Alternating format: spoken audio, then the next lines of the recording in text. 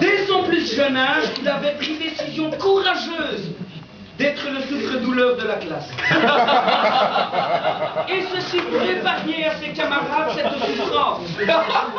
Même s'il est vrai que sa coupe de cheveux à la Daniel Gilbert et ses lunettes au verre par balle l'ont bien aidé dans cette pieuse mission.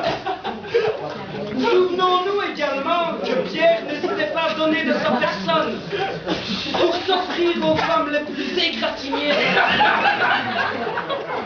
celles que notre Seigneur, dans son infinie distraction, avait laissées à l'état de trouillon, pour offrir à cette femme donc, ces quelques secondes de bonheur furtif dont elles avaient rêvé depuis leur plus tendre puberté. Des secondes qui lui ouvrent sans doute aujourd'hui les portes du paradis. Toujours dans cet esprit de sacrifice, Pierre pouvait s'accoupler aussi avec les plus moches, mais il n'oubliait pas les plus vieilles. Il s'attaquait à leur corps tripé tel un fer à repasser.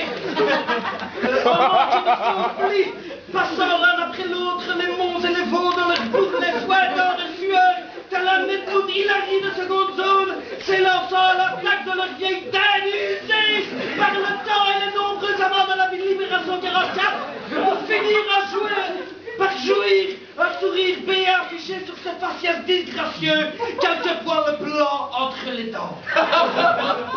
Et ce n'est pas sa veuve, Fabienne, qui me contredira.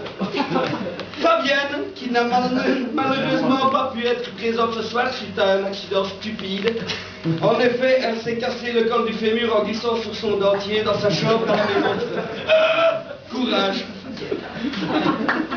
Pierre, tu vas nous manquer. Toi qui, pour te venger de n'avoir pu t'offrir qu'une Twingo à la place d'une voiture, aimais jouer les inspecteurs gadgets sur les quais de Ward. Une erreur de la nature qui cherche des erreurs de mécanique, c'est un paradoxe. Et c'est ça, Pierre, un paradoxe. Capable d'être agréable et de faire preuve de finesse pendant près de 7 secondes avant de redevenir cet être abject, jouant de son corps et de ses rejets à nous le reste de la journée. Mais avait-il seulement le choix? Son corps n'était sans doute qu'un paravent mal dessiné, qu'un esprit dérangé agitait de façon maladroite. Que cette mise en bière que tu as répétée toute ta vie, Pierre, libère ton âme de l'habit qui l'emprisonnait depuis 27 ans. Tu vas nous manquer.